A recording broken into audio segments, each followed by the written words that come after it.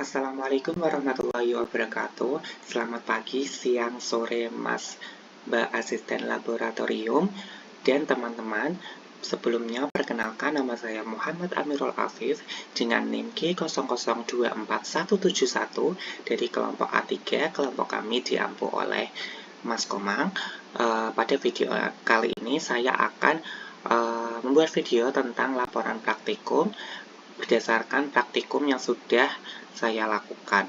Pada video kali ini saya akan menggabung 3 laporan praktikum, yaitu laporan praktikum pertama sampai ketiga. Oke, kita mulai. Jadi, isi dari yang pertama, aku akan membahas laporan praktikum pertama terlebih dahulu. Selanjutnya berurutan sampai laporan praktikum ketiga. Laporan praktikum pertama. Alif baru saja flexing ke circle tongkrongannya gara-gara perutnya mirip roti sobek pas mereka nongkrong. Teman-temannya yang merasa insecure bertanya ke Alif bagaimana cara biar bisa six pack maksimal. Alif sebagai gym bro yang profesional memulai penjelasan tentang anatomi otot yang bikin perut jadi kotak-kotak. Nah, pertanyaannya, yang A, jelaskan tentang pembagian lapisan-lapisan dinding abdomen anterior dan posterior. Dan yang kedua, jelaskan sistem otot yang ada pada abdomen.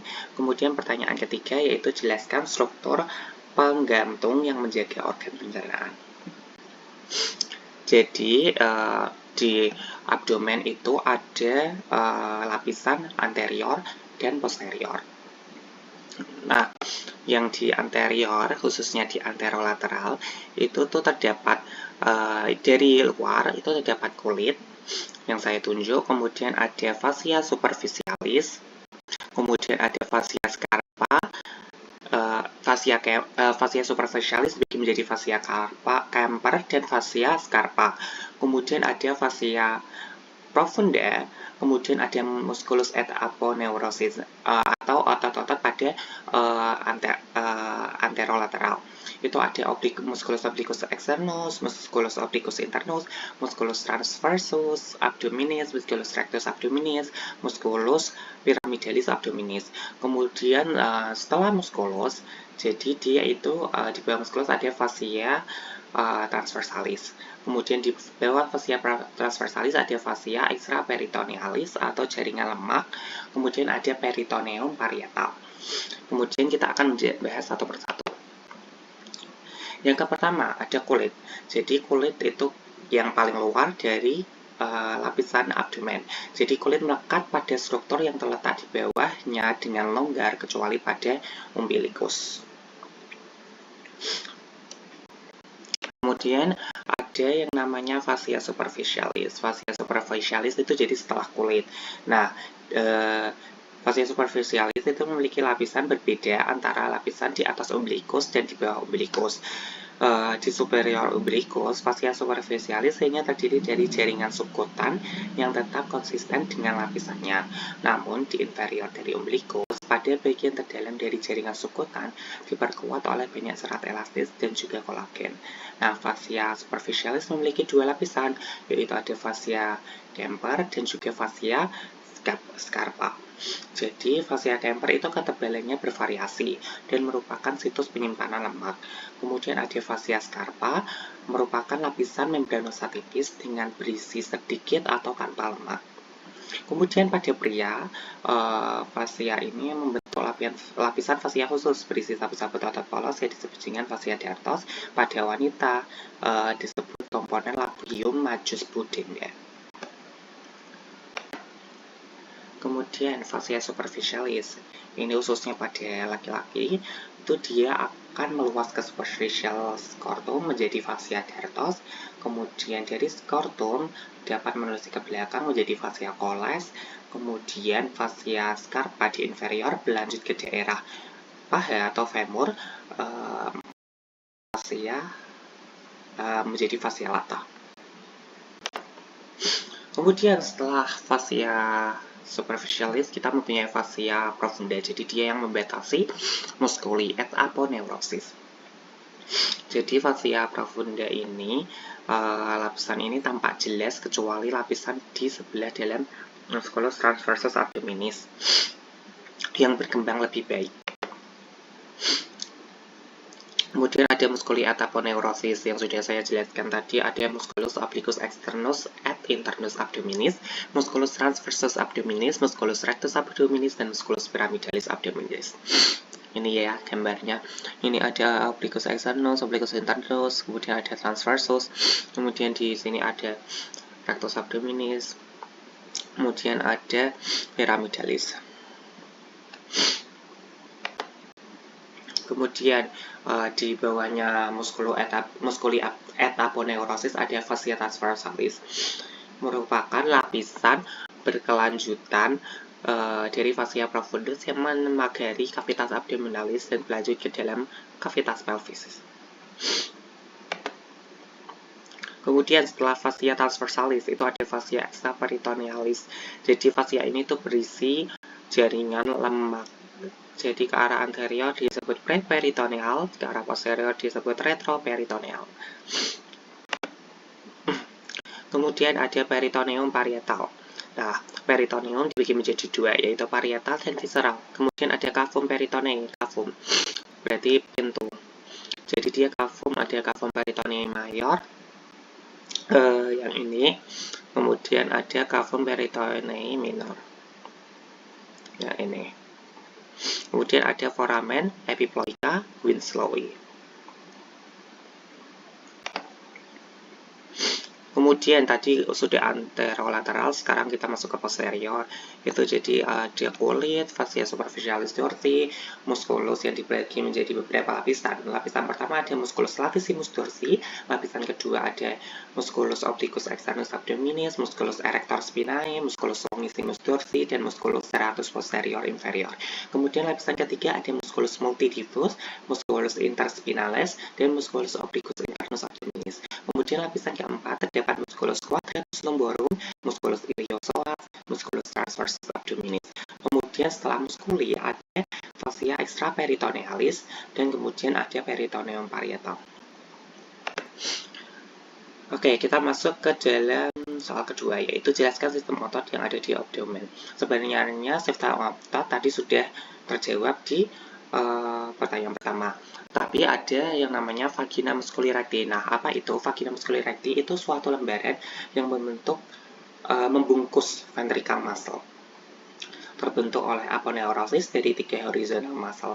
Isinya itu ada musculus rectus abdominis, musculus pyramidalis, ada arteri vena epigastrica superior atau inferior, kemudian ada ujung terminal nervi intercostalis 6-11 dan nervus subcostalis. Kemudian muskuli pada anterior yang tadi sudah, kemudian ini yang posterior tadi juga sudah. Kemudian ada nomor 3, jelaskan struktur yang menggantung pada organ pencernaan. Nah, struktur yang menggantung itu ada 3 namanya, yaitu ada mesentery, omentum, dan ligamentum peritonei. Kemudian dia dari yang pertama ada mesenterium. Mesenterium itu dia melekatkan viscera intraperitoneal ke dinding abdomen posterior. Jadi namanya beda-beda. Kalau di kolon itu namanya mesokolon, kalau intestinum tenue itu namanya mesenterium, kalau appendix namanya mesoappendix. Kemudian ada omentum. Nah, omentum itu membentang dari gaster dan proximal duodenum untuk melekatkan viscera intraperitoneal. Jadi dia terbagi menjadi 2, yaitu omentum majus dan omentum minus. Omentum majus itu isinya ada beberapa ligamen, yaitu ada ligamen gastrofrenica, gastrosplenica, gastrocolica, dan splenorenal. Kemudian untuk yang omentum minus terbagi menjadi 2 ligamen, yaitu ligamen hepatoduodenal dan ligamen gastrohepatica. Kemudian ligamentum peritonei itu melekatkan antara organ ke organ lain ataupun ke dinding posterior abdomen dan membentuk bagian dari omentum. Nah, ada 2, hepar dan gaster. Kalau di hepar ada ligamentum falciform, ligamentum hepatoduodenal, kemudian ada ligamentum gastrohepatica. Kemudian di gaster ada ligamentum gastrofrenica, yang ini, kemudian ada ligamentum gastrosplenica yang ini, dan kemudian ada ligamentum gastrocolica yang ini. Oke, Tadi setelah laporan praktikum pertama sudah, jadi kita langsung berlanjut ke laporan praktikum yang kedua. Saya bacakan narasinya dan soalnya. Randy adalah seorang mahasiswa yang sangat gemar menghadiri acara makan bersama, terutama di restoran dengan konsep all you can eat. Namun, pada suatu kesempatan, Randy merasa tidak nyaman karena cepat merasa kenyang, padahal baru saja memulai makannya. Hal ini membuatnya khawatir ada yang tidak normal dalam sistem pencernaannya. Kemudian, sebagai teman yang baik, jelasin ke Randy tentang traktus digestivus superior mulai dari mulut sampai lambung, serta gimana kompensasi sphincter dan gerakan pencernaan saat dia lagi makan traktus di all you can eat.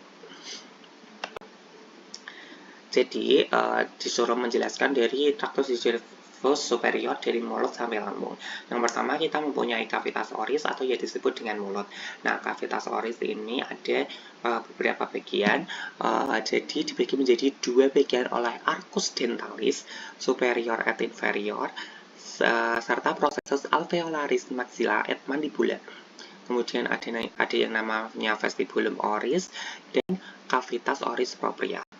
Kemudian membuka keluar melalui rima oris di sini, kemudian membuka ke orofaring melalui isthmus oropharyngealis atau isthmus phaeocium yang ini setinggi VC2 atau vertebrae cervicalis 2.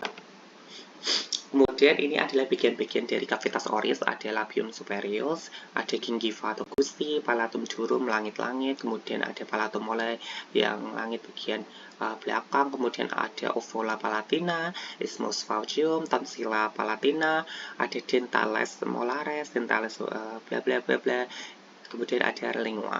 Dentales itu gigi.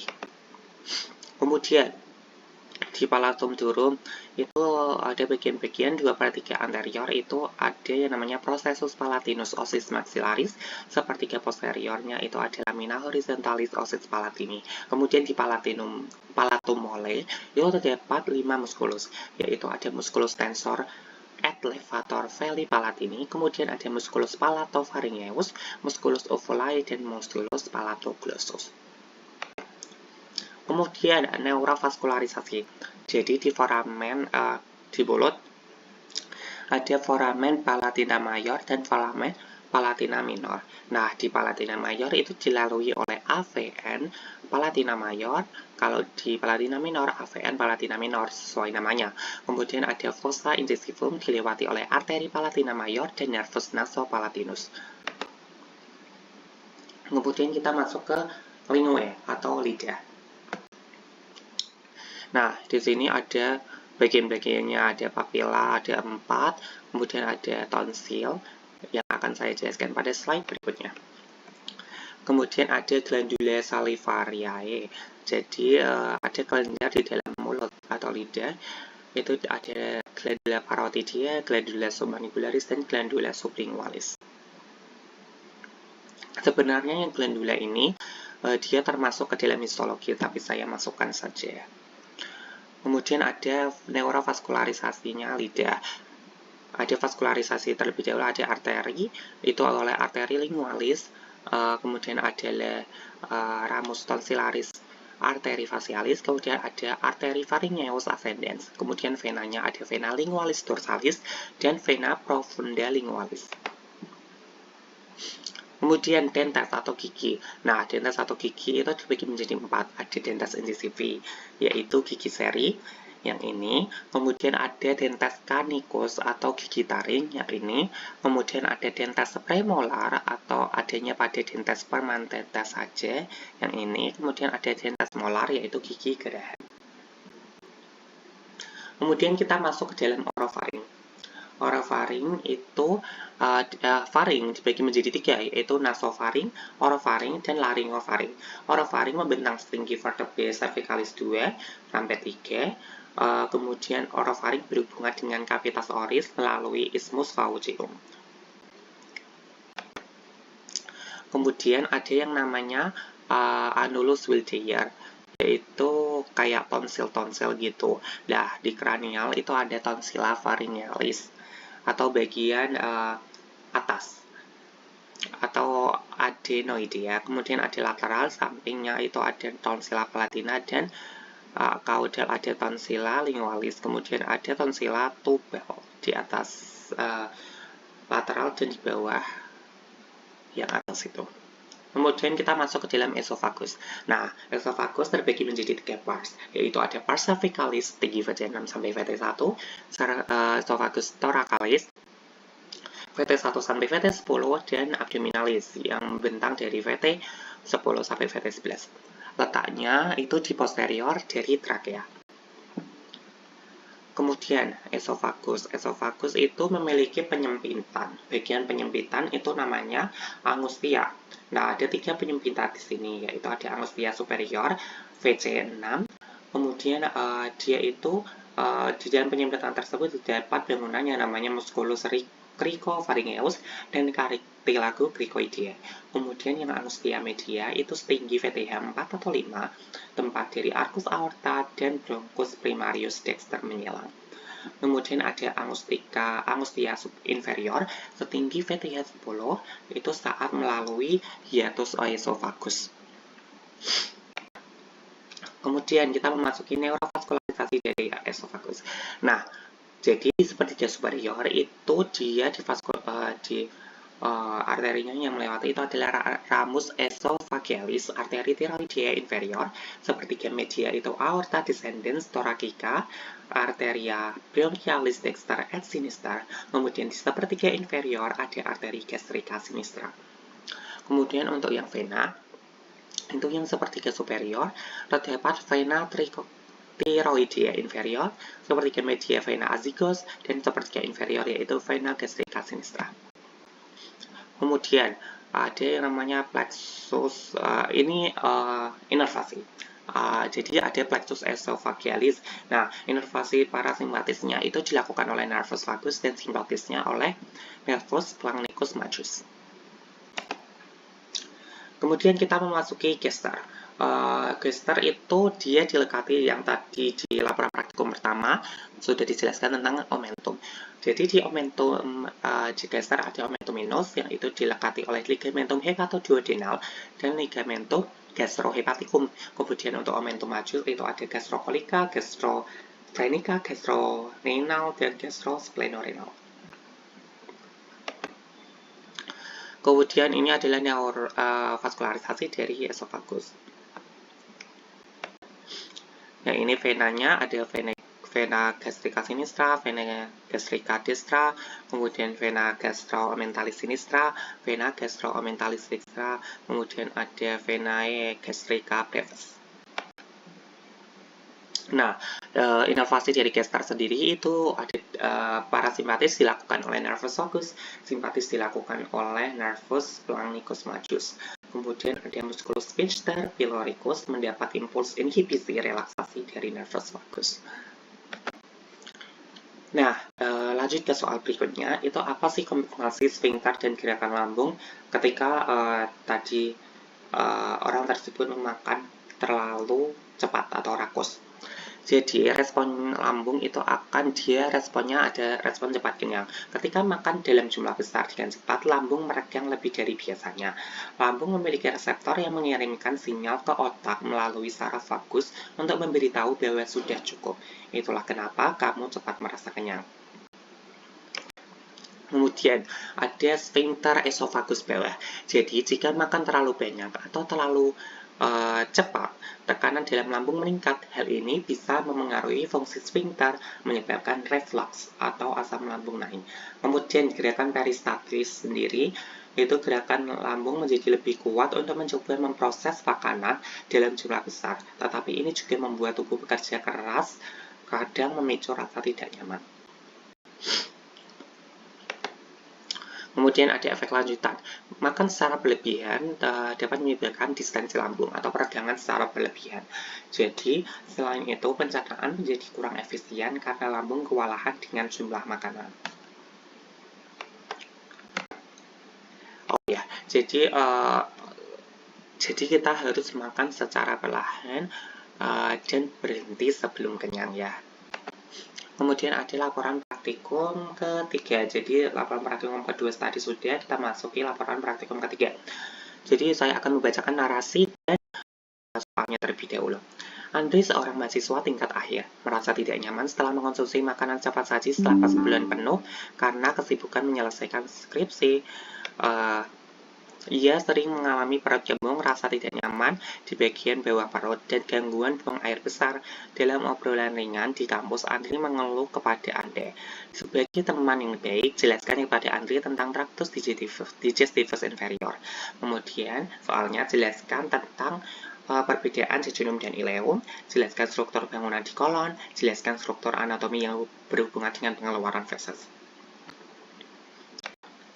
Maaf, baterai saya mau habis, saya akan izin untuk mengecas dulu ya.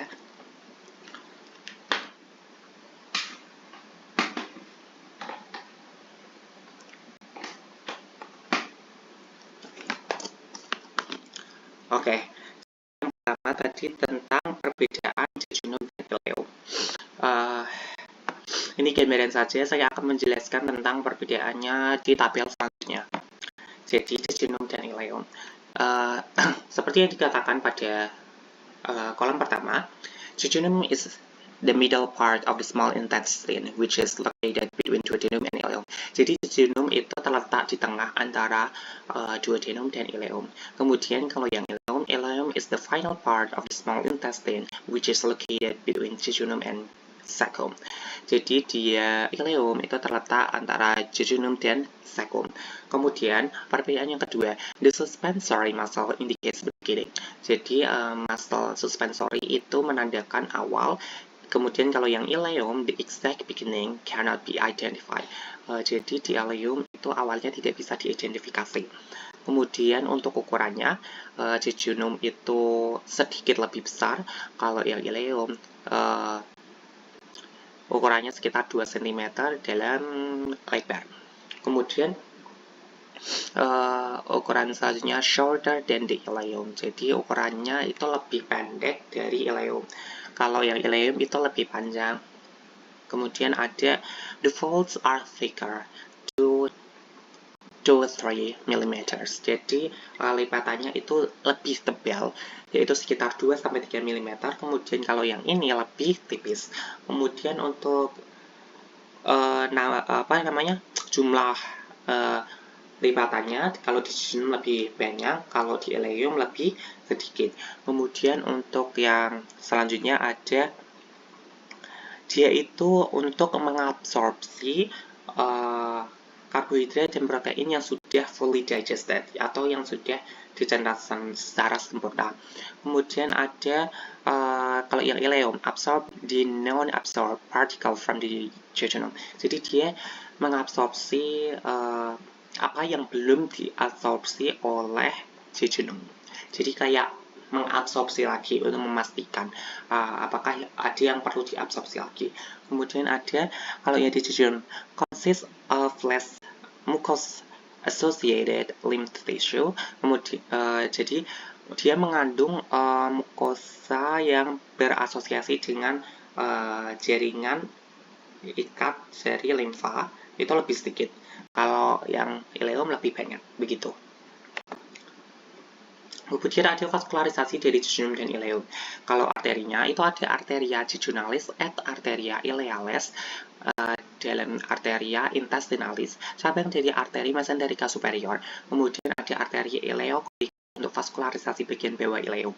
Kemudian venanya ada vena mesenterica superior. Kemudian inervasi dari jejunum dan ileum itu simpatis inhibitor, itu terdapat nervus splanchnicus minor. Kemudian parasimpatis terdapat nervus vagus. Kemudian kita masuk ke dalam soal selanjutnya, yaitu jelaskan struktur bagian di kolon. Jadi kolon itu terbagi menjadi 4, ada kolon ascendens, kolon transversum, kolon descendens, dan kolon sigmoideum. Jadi di kolon ascendens itu yang bagian ini ya, itu dia dari caecum sampai ke permukaan inferior lobus hepatis flexor, membelok ke kiri membentuk flexura cholidextra, kemudian melanjutkan diri sebagai kolon transversum, dipisahkan dari dinding abdomen anterolateral oleh omentum majus. Kemudian neurovaskularisasi dari kolon ascendens itu arterinya ada arteri ileokolika et arteri kolika dextra, cabang arteri mesenterica superior, venanya ada vena mesenterica superior. Kemudian intervalasi ada simpatis, itu nervus splanchnicus minor, dan parasimpatasis oleh nervus vagus. Kemudian kita lanjut ke kolon transversum. Kolon transversum berjalan menyilang abdomen mulai dari flexura coli dextra sampai flexura coli sinistra. Kemudian neurovaskularisasi dari kolon transversum itu dia arteri 2/3 proksimal, arteri kolika media, cabang arteri mesenterica superior, dan sepertiga distal itu arteri kolika sinistra, cabang arteri mesenterica inferior.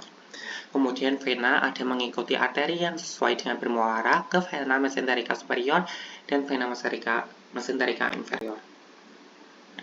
Kemudian inervasinya, simpatis 2/3 proksimal oleh nervus splanchnicus minor, sepertiga distal oleh nervus splagnolombalis.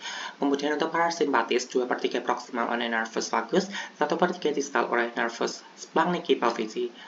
Kemudian kita mempunyai kolon descendens yang ini di atas saya ini. Jadi dia terletak pada kuadran kiri atas dan bawah. Kemudian berjalan ke bawah dari flexura coli sinistra sampai ke pinggir pelvis. Kemudian neurovaskularisasi, ada arterinya, itu arteri kolika sinistra et arteri sigmoideae, cabang dari arteri mesenterica inferior. Kemudian venanya itu mengikuti perjalanan arteri bermuara ke vena mesenterica inferior. Kemudian inervasi kita mempunyai simpatis yaitu nervus splagnolombalis dan parasimpatis yaitu nervus splanchnici pelvici.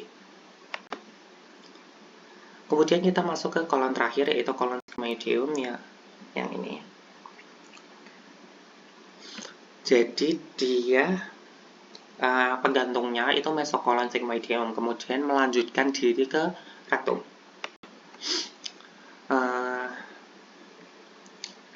Jadi kita berlanjut ke dalam struktur anatomi yang berhubungan dengan pengeluaran feses. Jadi ada struktur yang pertama yaitu rectum proprium. Sisi luarnya terdapat flexura sacralis dan flexura perianalis atau flexura anorektal. Kolon berbentuk S jika dilihat dari lateral. Flexura anorektal membantu menjaga konsistensi tizia melalui tonus otot puborectalis atau bagian dari levator ani. Kemudian saat defekasi, flexura menjadi tegak dan tinja bergerak ke anal kanal. Yang ini. Kemudian sisi dalamnya atau tunika mukosa terdapat lipatan, yaitu lipatan transversal yang disebut plica transversalis recti atau Houston. Kemudian di bawah lipatan ini rektum mengalami dilatasi membentuk ampula recti, terletak langsung di atas yang didukung oleh diafragma pelvis atau levator ani dan ligamen anokokigel. Kemudian ampula recti memiliki kemampuan untuk berelaksasi karena fungsinya untuk menerima dan menahan akumulasi massa tinja sampai dikeluarkan saat buang air besar. Kemudian hal ini menjadikan ampula recti sebagai elemen penting yang mempertahankan konsistensi tinja. Kemudian kita masuk ke zona transisi dari rectum ke kanalis analis, ditandai oleh linea anorektalis atau anorektalis junction. Area ini dicirikan dengan adanya perubahan dari plika transversalis recti menjadi plika longitudinal anal kanal. Kemudian kita mempunyai kanalis analis terletak di bawah diafragma pelvis dan berakhir di anus. Dibagi menjadi zona columnaris, pecten analis, zona cutanea, dan zona hemorrhoidalis. Kemudian ada pada permukaan dapat dijumpai oleh kolumna rectalis analis, valvulae analis, dan sinus rectalis. Kemudian kanalis analis itu memiliki otot-otot sphincter, yaitu ada musculus sphincter ani internus, yaitu otot polos, musculus corrugator ani otot polos, musculus sphincter ani externus otot skelet, musculus puborectalis itu ada otot skelet bagian musculus elevator ani. Kemudian kita memasuki neurovaskularisasi. Vaskularisasi ada arteri rectalis superior, cabang arteri mesenterica inferior, arteri rectalis media, cabang arteri iliaca interna, arteri rectalis inferior, cabang arteri iliaca interna. Kemudian neurovaskularisasi vena. Vena memiliki vena rectalis superior. yaitu vena mesenterica inferior ke vena porta, vena rectalis media, vena iliaca interna ke vena cava inferior, vena rectalis inferior ke yaitu vena pudendea interna ke vena iliaca interna ke vena cava inferior. Kemudian pada anal kanal, drainase limfa yang terletak di atas linea pectinae akan bermuara ke vena porta, sedangkan drainase di bawah linea pectinae akan bermuara ke vena cava inferior. Kemudian inervasinya, kita mempunyai simpatis yaitu nervus splanchno lumbalis, parasimpatis yaitu nervus splanchnici pelvici. Rektum bagian kaudal juga mendapat inervasi dari cabang flexus sacralis yaitu nervus pudendus yang disebut dengan nervus hemorrhoidalis inferior. Baik, sudah berada di ujung video. Terima kasih Mas Mbak asisten laboratorium dan teman-teman sekalian sudah menonton video saya.